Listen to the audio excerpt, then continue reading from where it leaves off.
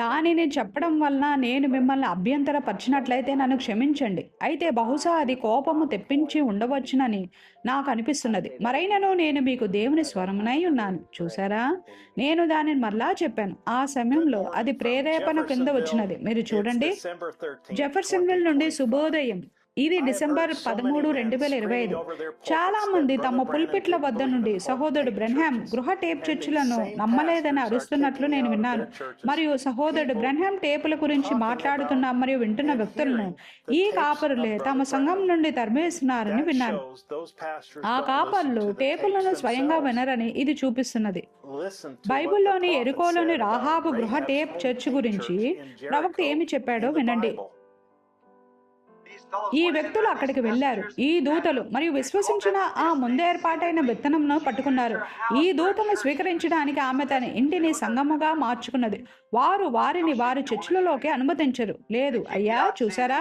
కాబట్టి వారు మిమ్మల్ని కూడా అనుమతించరు. మీరు దాని గురించి ఏదైనా చెబితే వారు మిమ్మల్ని తరిమివేస్తారు. అవును, చూసారా?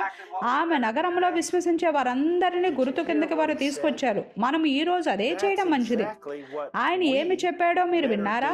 ఈ రోజు మనము అదే చేయడం మంచిది. కానీ నేను గొప్ప సంఘమునకు చెందిన వాడిని మరియు అద్భుతమైన ప్రేరేపిత కాపర్ని కలిగి ఉన్నాను. హెచ్చరిక.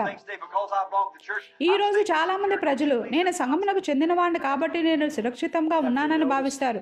మీరు అటువంటి అర్థం లేని విషయాలను నమ్మకండి. ప్రపంచవ్యాప్తంగా ఉన్న వధువుకు సహోదరుడు జోసెఫ్ సందేశం చాలా సులభమని మీరు గమనించారా?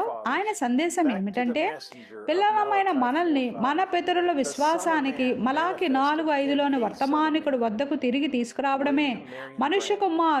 ఒక మనుష్య కుమారుడైన విలియం మ్యారియన్ బ్రెన్హామ్లో బయలుపడ్డాడు.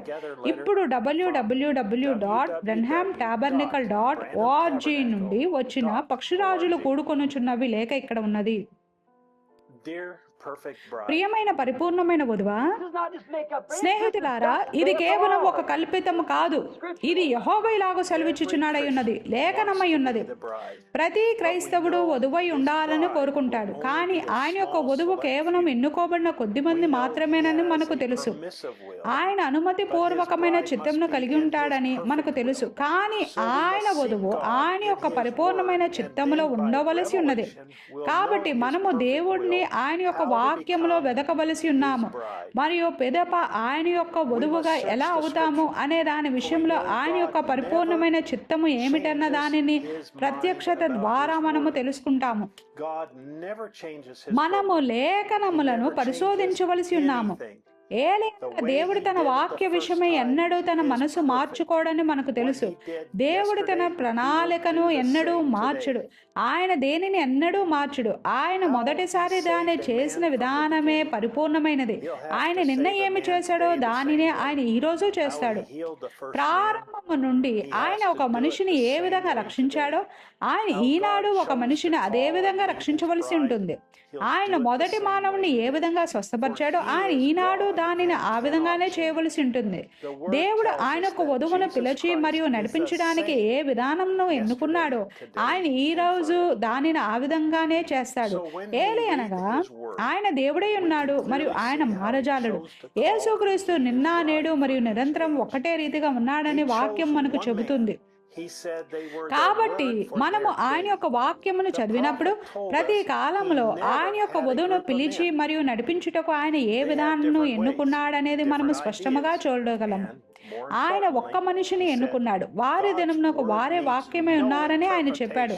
ఆయన ఒక గుంపు మనుషులను ఎన్నడూ కలిగి ఉండలేదని ప్రవక్త మనకు చెప్పాడు. వారు భిన్నమైన మార్గములను భిన్నమైన ఆలోచనలు కలిగి ఉంటారని చెప్పాడు. మరియు మరీ ముఖ్యంగా దేవుని వాక్యమునకు ఎటువంటి అనువాదం అవసరం లేదని ఆయన చెప్పాడు. అందును బట్టి ప్రతి కాలంలో ప్రతి ప్రవక్త పలికిన దానికి ఏది కలుపబడరాదు మరియు దాని నుండి ఏది తీసివేయబడరాదు. ఆయన పలికిన ప్రతి మాట సరిగ్గా అలాగే ఉండవలసి ఉన్నది. దేవుడు ఏర్పాటు చేసిన మార్గం ఏదని మీరు నన్ను అడిగితే అది చాలా సులభం. ప్రవక్తతో స్థిరముగా నిలిచి ఉండండి. ఇప్పుడు ప్రారంభము నుండి దేవుడు ఏర్పాటు చేసిన మార్గము సరిగ్గా ఏమై ఉన్నదో మనకు తెలియడం మాత్రమే కాదు, కానీ దేవుడు ఆయన యొక్క ప్రణాళికను మార్చుకున్నాడని మరొకసారి రుజువు చేయడానికి ప్రభువు ఆయన యొక్క దూత ద్వారా మాట్లాడి మరియు భవిష్యత్తులో ఆయన ఏమి చేస్తాడో కూడా ఆయన మనకు చెప్తాడు. ఆయన యొక్క వధువు అనగా మనము భూమిని విడిచిపెట్టి మరియు పెండ్లి విందుకు పిలువబడిన తర్వాత దేవుడు ఆ 1,44,000 మంది అయిన ఎన్నుకోబడిన యూదుల్ని ఎలా పిలవబోతున్నాడు? మనుషుల గుంపు ద్వారానా? ఇప్పుడు ఈ సంఘము అనగా వధువు సమకూర్చబడిన వెంటనే ఆమె పైకి తీసుకొని పోబడుతుంది మరియు ఆ 7వ ముద్ర యొక్క మర్మము లేదా 7వ ముద్ర వెళ్ళిపోవటను గూర్చిన మర్మము మరియు యూదులు 7వ బూర మర్మము చేత పిలువబడతారు. మరిది 2 ప్రవక్తలు ఏలియా మరియు మోషేలై ఉన్నారు మరియు వారు తిరిగి వస్తారు. కావున వధువు సమకూర్చబడిన వెంటనే మనం పైకి తీసుకొని పోబడతాం. వధువును సమకూర్చగలిగేది ఒకే ఒక్కటి ఉన్నదని మనకు తెలుసు, అది పరిశుద్ధాత్మయే. మరి పరిశుద్ధాత్మ ఆయన యొక్క వాక్యమై ఉన్నాడు మరియు ఈ దినమునకైనా ఆయన యొక్క వాక్యము దేవుని యొక్క స్వరమై ఉన్నది మరియు దేవుని యొక్క స్వరము దానిని చెప్పడం వల్ల నేను మిమ్మల్ని అభ్యంతరపరిచినట్లయితే నన్ను క్షమించండి. అయితే బహుశా అది కోపము తెప్పించి ఉండవచ్చని నాకు అనిపిస్తున్నది. మరైనను నేను మీకు దేవుని స్వరమై ఉన్నాను. చూసారా, నేను దాన్ని మరలా చెప్పాను. ఆ సమయంలో అది ప్రేరేపణ క్రింద వచ్చినది. మీరు చూడండి, సరిగ్గా ఇక్కడే ఆపి మరియు నన్ను ఒక విషయమును చెప్పనివ్వండి. ఈ అంత్యకాల వర్తమానములో విశ్వాసులమని చెప్పుకునే నామకార్థ విశ్వాసులు తమ సంఘ కాపరితో తమ సంఘములో ప్లేను నొక్కమని లేదా వారు దేవుని యొద్ద నుండి నిజమైన ప్రత్యక్షతను కలిగి ఉన్న ఒక సంఘ కాపరిని ఎన్నుకోగలుగునట్లు అతన్ని విరమించుకోమని చెప్పడానికి దేవుని యొక్క నిర్ధారించబడిన దూత వర్తమానికుడి నుండి వచ్చిన ఈ కొటేషన్ సరిపోతుంది. కాబట్టి బూర మ్రోగినప్పుడు ఆ 2 ప్రవక్తలు ప్రత్యక్షం అవుతారు. ఏలయనగా వారు వచ్చిన అదే సమయంలో ఆయన తన యొక్క 7వ దూత వర్తమానికుడిని మరియు తన యొక్క వధువుని ఇక్కడ భూమి మీద కలిగి ఉండలేదు. కావున ఆయన యూదుల్ని ఎలా పిలుస్తాడు? ఆయన తన అన్య వధువును పిలిచిన విధంగానే పిలుస్తాడు. మరియు యూదులు 7వ బూర మర్మము ద్వారా పిలువబడతారు. మరి అది 2 ప్రవక్తలై ఉన్నారు. ఇప్పుడు పైకి వెళ్ళడానికి వధువు ప్రక్కకు తొలగవలసి ఉన్నది. తద్వారా 2 సేవకులు, ప్రకటనలో ఉన్న దేవుని యొక్క 2 సేవకులు, ఆ 2 ప్రవక్తలు రంగం మీద ప్రత్యక్షమై వారికి 7వ బూరను ఊదుటకై ఉన్నది, క్రీస్తును వారికి తెలియజేయుటకై ఉన్నది. దేవుడు తన ప్రణాళికను మార్చడనేది ఎంతో స్పష్టంగా ఉన్నది. ఆయన తన ప్రవక్తలను పంపాడు. తద్వారా ఆయన యొక్క వధువు ఆయన ఏర్పాటు చేసిన మార్గముతో అనగా ఆయన యొక్క దూత అయిన ప్రవక్తతో టేపులలో ఉన్న దేవుని యొక్క స్వరములో నిలిచి ఉంటుంది. పిదప దానిని స్ఫటికమంత తేటగా చేయడానికి దేవుడు మరొకసారి మాట్లాడి మరియు తన వధువుతో ఇట్లు చెప్తాడు, నీవు నాకును మరియు నేను ఏర్పాటు చేసిన మార్గమునకును నమ్మకంగా ఉన్నావు. కావున నీ దినమునకై నేను ఏర్పాటు చేసిన మార్గము నీతో ఇట్లు చెప్తుంది. 7వ దూత వర్తమానికుడు ఇట్లు చెప్తున్నాడు, ఇదిగో లోక పాపమును మోసుకొని పోవు దేవుని గొర్రెపిల్ల. ఆ స్వరము ఆయన యొక్క 7వ దూత ద్వారా టేపులలో మాట్లాడుతున్న దేవుని యొక్క స్వరము ఎంతో ప్రాముఖ్యమైనది. దేవుడు ఆ స్వరమును ఆయన యొక్క 7వ దూత స్వరమును ఉపయోగించబడుతున్నాడు. ఒక గుంపును కాదు, నన్ను కాదు, మీ సంఘ కాపర్ని కాదు, కానీ స్వయంగా తనకు మన ప్రభు అయిన యేసుక్రీస్తుకు మనల్ని పరిచయం చేయడానికి ఆయన యొక్క 7వ దూత వర్తమానికుని స్వరమును ఉపయోగించబోతున్నాడు. తద్వారా మనకు ఇది తెలుస్తుంది, మనము ఆయన యొక్క వధువై ఉన్నాము, మనము ఆయన యొక్క పరిపూర్ణమైన చిత్తములో ఉన్నాము. ప్లేను నొక్కడం ద్వారా మనము ఈ దినమునకై ఆయన ఏర్పాటు చేసిన మార్గంలో వెంబడిస్తున్నాము. ఈ ఆదివారము జెఫర్సన్విల్ కాలమానం ప్రకారంగా మధ్యాహ్నం 12 గంటల సమయం అప్పుడు వధువులోని ఒక భాగము కూడుకొని మా సంఘ కాపరియను దేవుని యొక్క దూత వర్తమానికుడినైన విలియం మ్యారియన్ బ్రెన్హామ్ గారు చెప్పేది వింటూ ఉంటుంది.